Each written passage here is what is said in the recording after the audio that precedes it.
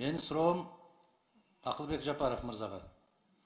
Кече маалымат кетти, Кыргыз министрлер кабинети Конституциянын 44-беренесин Конституциялык сотко кайрылыпсыңар.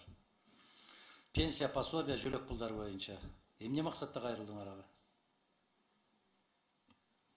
Ар бир өлкө өзүнүн мүмкүнчүлүгүнө жараса социалдык төлөмдөрдү төлөйт. Ошо боюнча разъяснение берүүнү сурандык Конституциялык соттон.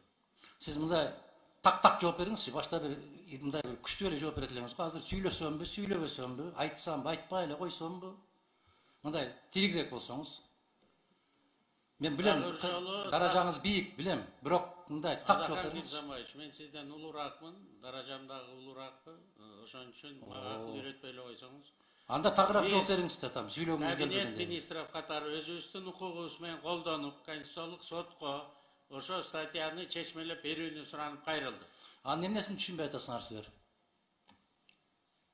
Биз колубуздан келген гана жардамды бере алабыз. Анда эмне үчүн Конституцияга жазып койдуңар?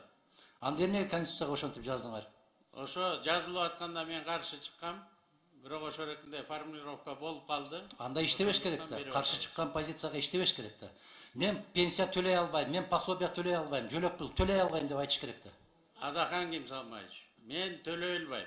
Кабинет министров төлөйт. Өзүнүн алына жараша. Өзүнүн экономикасына жараша. Бүт дүйнө жүзү ошондой. Прожиточный минимум жыл сайын өзгөрүп турат. Туура. Корзина өзгөрүп турат жыл сайын. Туура. Аны кубалап жеткен Америка дагы жок. Япония дагы жок бүгүнкү күнү. Ошондуктан эгерде ошондо кызыгандуулук кылып, биз анда да 6-чагылыштын депутаттары ушул жерде алып атканбыз, ошо формулировкасын чыгарып атканда. Кыскача айтканда, референдумдан алгандан кийин так маалымат болуш үчүн биз өзүбүздүн укугубуз менен колдонуп, Конституциялык сотко кайрылдык.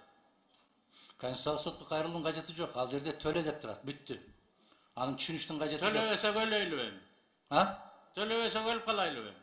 Төлөй албасаңар иштей албайбыз дегиле да. Биз Конституцияны аткарбайбыз дегиле да. Биз иштеп атабыз. Ошо Конституциянын статьясын так чечмелеп бере турган орган бар. Аны сиз дагы мен да чечмелей албайм. Сиз аны так билесиз. Конституциялык сот гана бере алат. Разъясненияны, толкованияны дагы. 44-беренесинде анын түшүндүрмөсүнүн кажети жок, так жазылып турат. Кыргызстанда пенсиялар, жөлөк пулдар, пособиялар эң төмөнкү керектелүүчү куржундан кем болбойт деп турат. Бүт анын эмнесин түшүнүксүз. Ошо керектелүүчү корзинаны өзүнүн экономикасына жараша өкмөт тактайт. Биз ошого жараша Конституциялык сотко кайрылып атабыз. Жыл сайын керектелүүчү корзина чоңоюп турат. Биз ошого жараша өзүбүздүн төлөмдөрүбүздүн баарын оңдодук. Бирок бүгүнкү күнү экономика ушуну так аткарганга пока күчүбүз жетпей атат. Ошону толук бизге мүмкүнчүлүк бериңиздер, формулировкасын кандай деп түшүнсө болот. Кем эмес болуш керек деп турат. Анда биздин Конституция күмөн экен да, туурабы? Ошо статьясынын формулировкасын биз так чечмелеш үчүн Конституциялык сотко кайрылдык. Бир статьясы үчүн. Да, кайсы статьялар күмөн? Мен билбейм, мен Конституциялык сот эмесмин. Аны Конституциялык соттон сураңыз. Мен сизден сурайм. Бул сиздин милдетиңиз. Бул сиздин милдетиңиз. Ошо Конституциянын беренелерин так кыйшайсыз аткаруу, пенсия төлөө. Менин республикалык бюджетти, законун сиз бекитип бересиз, ошону аткарыш. Жок, кечирип коесуз. Анда милдетиңизди түшүнбөйт экенсиз. Конституцияга сиз дагы ант бергенсиз, мен дагы ант бергем. Ага баарыбыздан жооп берет. Биз ошо Конституцияга берген ант менен ушул жерде отурабыз, сизден сурап атабыз. Эмне үчүн аткаруу бийлиги аткара албай атат деп сурап атабыз. А эгер сиздин күмөн санап аткан болсоңуз, 1 жылдан бери эмне үчүн бербедиңиз? Ушуну берип атасыңар, ушул жогорку кеңеште улам маселе көтөрүлгөн сайын берип атасыңар. Эмне үчүн ушу мезгилге чейин бербедиңиз? Эмне үчүн каршы чыкпадыңыз? Биз мурун даярданып келдик, даяр болгондо тапшырдык Конституциялык сотко. Бюджетте ошол 44-беренеге жараша коюлганбы акча? Ошого жараша? Ошого аракет кылып атабыз. Ошон үчүн пенсионерлердин айлыктарынын баарын биз көтөрдүк. Эң төмөнкү пособиялардын баарын көтөрдүк. Эң төмөнкү керектелүүчү куржун канча азыр бүгүн Кыргызстанда? 6800.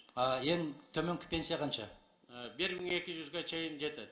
Мына көрдүңүзбү? Айырмасы 5000ден ашты. Эмне үчүн ал болгон? Анткени биздин фермерлердин баары 10 сомдон айына төлөп, бүгүнкү күнү азыр 3600 сом алып атат. Аны сиз экөөбүз жакшы билебиз. Фермерлердин жерге болгон Пенсия салыгын эмне дегенде, үчүн пенсия босотулар анда? дегенде өкмөт төлөбөйт. Пенсияны алсаны аман киши өзү жакшы иштеп жүргөндө кийин бала чакам мени карабай койсо, мен ошо пенсия менен жашайм деп өзү алдын ала төлөйт. Ал пособие эмес. Пособиялардын баарын биз көтөрдүк.